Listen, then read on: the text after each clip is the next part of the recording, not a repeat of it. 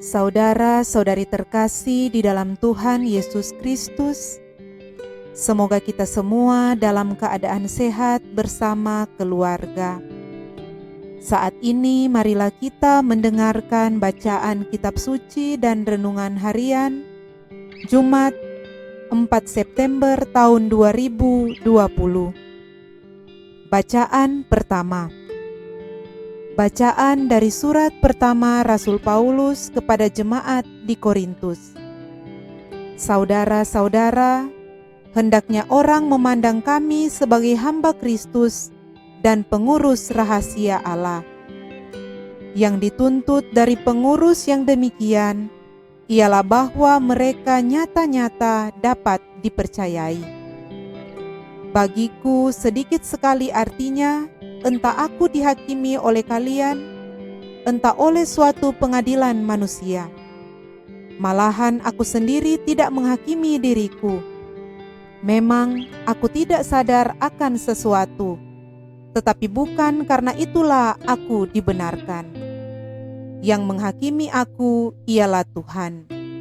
Karena itu, janganlah menghakimi sebelum waktunya, yaitu sebelum Tuhan datang. Dialah yang akan menerangi juga apa yang tersembunyi dalam kegelapan. Dialah pula yang akan memperlihatkan apa yang direncanakan dalam hati. Pada saat itulah tiap-tiap orang akan menerima pujian dari Allah. Demikianlah sabda Tuhan.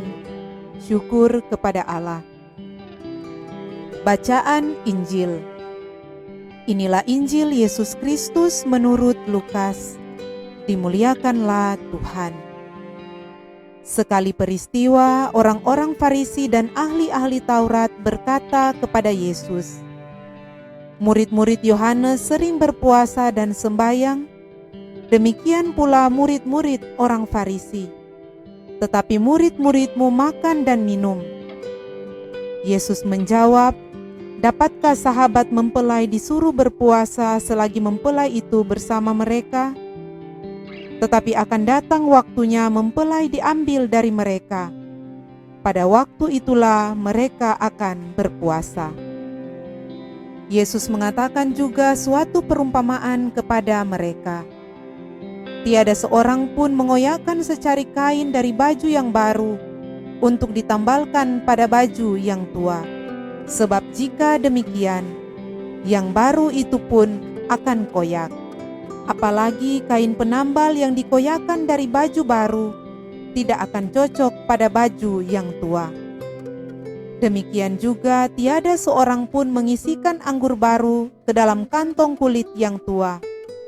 Sebab jika demikian, anggur baru itu akan mengoyakkan kantong tua itu, lalu anggur akan terbuang dan kantong itu pun hancur.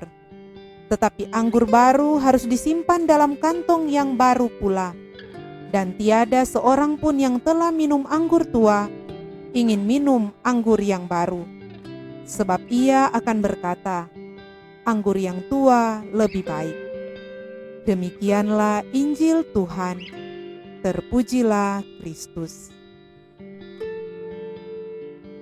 Saudara-saudari terkasih, renungan kita di saat ini diberi judul Transformasi Hati. Benarlah bahwa kita adalah makhluk sosial, yang berarti tidak dapat hidup tanpa bantuan orang lain dan akan selalu berinteraksi dengan orang lain. Akan tetapi, kita tidak boleh lupa untuk masuk dalam ruang yang paling sakral dalam diri kita, yaitu hati kita. Hati untuk meneropong kerapuhan manusiawi kita. Jangan sampai kita hanya suka mengkritik dan menghakimi orang lain, namun lupa mengolah hidup kita. Sikap seperti ini membuat kita menjadi kurang bahagia.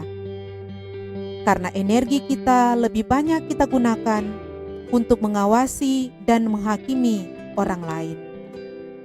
Saudara-saudari terkasih, pada bacaan Injil hari ini dikisahkan tentang kebiasaan orang-orang Farisi yang suka mengawasi hidup dan perilaku orang lain dan cenderung untuk menghakimi orang lain tanpa mengolah kehidupan mereka.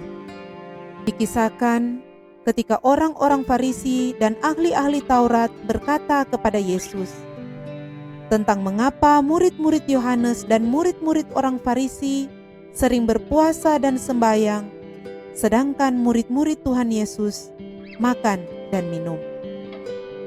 Atas pertanyaan mereka, Tuhan Yesus menjawab, "Dapatkah sahabat mempelai disuruh berpuasa selagi mempelai itu bersama mereka? Akan datang waktunya mempelai diambil dari mereka, dan pada waktu itulah mereka akan berpuasa." Saudara-saudari terkasih, kebiasaan orang-orang Farisi yang suka mengawasi kehidupan orang lain dan cenderung menghakimi orang lain membuat mereka menjadi tidak bahagia karena mereka menghabiskan begitu banyak waktu hanya untuk mengawasi kehidupan orang lain. Hal ini menyebabkan hidup mereka datar-datar saja dan segalanya menjadi sangat legalistik tanpa pri kemanusiaan. Saudara-saudari terkasih, seperti yang telah disampaikan Tuhan Yesus dalam Injil hari ini, sudah saatnya kita membuat gebrakan baru, yaitu transformasi hati, yaitu tidak cenderung menghakimi orang lain. Dalam Injil hari ini, Tuhan Yesus juga memberikan perumpamaan tentang hal-hal yang baru dengan hal-hal yang lama atau sudah tua. Kata baru dalam bacaan Injil hari ini muncul sebanyak 7 kali. Dengan ini Tuhan Yesus berusaha menunjukkan kepada orang-orang Farisi dan para ahli Taurat bahwa segala sesuatu telah berbeda sejak kedatangannya. Kebaruan adalah kualitas yang Allah bawa dalam hidup kita. Sebagai pengikutnya, salah satu jalan untuk mewujudkan kebaruan itu adalah lewat cara hidup menurut hati atau transformasi hati. Mengubah pemahaman yang lama dengan pemahaman yang baru sesuai apa yang diajarkan Tuhan Yesus. Konkretnya, dengan tidak menilai dan menghakimi orang lain. Dengan cara hidup seperti itu, maka kita akan menjadi lebih bahagia. Hati kita pun lebih damai karena mampu melihat kejutan-kejutan baru yang Tuhan berikan setiap hari untuk kita dan untuk orang lain. Marilah kita belajar untuk tidak cenderung menghakimi orang lain, lalu lupa mengolah hidup kita apakah sudah sesuai dengan kehendaknya atau tidak. Semoga demikian. Amin.